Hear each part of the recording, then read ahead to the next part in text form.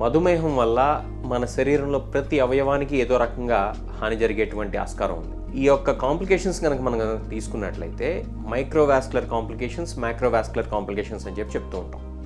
Microvascular complications అంటే retinopathy అంటే కంటికి సంబంధించినటువంటి కాంప్లికేషన్, న్యూరోపతి అంటే నరాలకు సంబంధించినటువంటి కాంప్లికేషన్, అట్లనే నెఫ్రోపతి అంటే కిడ్నీలకు సంబంధించినటువంటి కాంప్లికేషన్ని చెప్పుకోవాల్సి ఉంటుంది. ఇక మైక్రోవాస్కులర్ కాంప్లికేషన్స్కి వచ్చినట్లయితే బ్రెయిన్ స్ట్రోక్, హార్ట్ అటాక్స్, అట్లనే పెరిఫరల్ వాస్కులర్ డిసీజ్ అంటే కాలుకి రక్త నాళాలు ఏవైతే ఉన్నాయో ఆ రక్త నాళాలకు గనక దెబ్బ గనక తగిలితే అప్పుడు వచ్చేటువంటి కాంప్లికేషన్ని మనం ఈ పెరిఫరల్ వాస్కులర్ డిసీజ్ అని చెప్తూ ఉంటాం. అంటే ఆ రక్త నాళాల్లో కనుక బ్లాకేజెస్ కనుక వచ్చినట్లయితే పెరిఫరల్ వాస్కులర్ డిసీజ్ అని చెప్పి వైద్య భాషలో మేము చెప్తూ ఉంటాం. ఇంకా చెప్పుకున్నట్లయితే ఎరెక్టైల్ డిస్ఫంక్షన్ లాంటి కాంప్లికేషన్స్ కూడా రావచ్చు.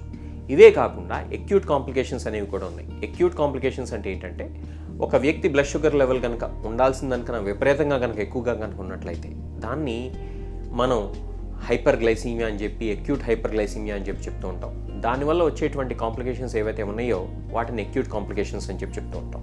ఉదాహరణకి డయాబెటిక్ కీటోసిడోసిస్ కానీ, లేకపోతే హైపర్ గ్లైసిమిక్ హైపర్ ఆస్మోలార్ కోమాని కానీ మనం కనుక తీసుకున్నట్లయితే బ్లడ్ షుగర్ లెవెల్స్ ఉండాల్సిందనికన్నా విపరీతంగా కనుక ఎక్కువగా ఉన్నట్లయితే ఒక వ్యక్తి కోమాలోకి వెళ్ళిపోయి దానివల్ల చనిపోయేటువంటి ప్రమాదం కూడా ఉంటుంది.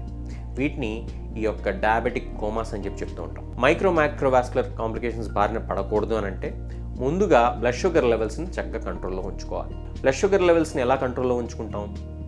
డాక్టర్ గారి దగ్గరికి చెప్పినప్పుడు మనం వెళ్ళి చెకప్ చేయించుకుంటూ, అట్లనే ఫాలోఅప్స్ మెయింటైన్ చేస్తూ, అట్లనే వాళ్ళు చెప్పినటువంటి మందుల్ని తూచా తప్పకుండా వేసుకుంటూ, అట్లనే లో బ్లడ్ షుగర్ లెవెల్స్ కాకుండా జాగ్రత్తలు తీసుకుంటూ, ఆహార నియమాలు పాటిస్తూ, వ్యాయామం చేస్తూ, మన జీవనశైలిలో తీసుకురావాల్సినటువంటి మంచి మార్పులను కనుక తీసుకొచ్చినట్లయితే ఈ యొక్క లాంగ్ టర్మ్ కాంప్లికేషన్స్ బారిన పడకుండా ఉంటాం. వీటితో పాటే బ్లడ్ ప్రెషర్ లెవెల్స్ని కూడా మనం తరచుగా చెక్ చేయించుకుంటూ అధిక రక్తపోటు ఉండకుండా చూసుకోవడం కూడా చాలా అవసరం.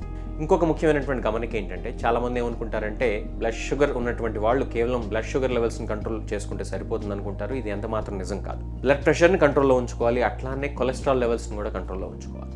లేనట్లయితే ఏమవుతుందంటే ఈ యొక్క హార్ట్ అటాక్స్, బ్రెయిన్ స్ట్రోక్స్, ఈ యొక్క కాళ్ళకు వచ్చేటువంటి గ్యాంగ్రీన్ లాంటి సమస్యలు, అట్లనే ఎరెక్టైల్ డిస్ఫంక్షన్ లాంటి సమస్యలు వచ్చేటువంటి అవకాశం ఎంతైనా. కళ్ళని కనీసం సంవత్సరంకి ఒకసారి కంటి డాక్టర్ దగ్గర పరీక్ష చేయించుకున్నట్లయితే కంటి వెనక రెటీనా మీద మచ్చలు లాంటివి ఏమైనా పడుతున్నాయా అని చెప్పి ఎర్లీ స్టేజ్లోనే తెలుసుకుంటాం అనేది సాధ్యపడుతుంది. అట్లానే ఈ యొక్క లో బ్లడ్ షుగర్ లెవెల్ని కాకుండా సమయానికి ఆహారం తీసుకోవాలి.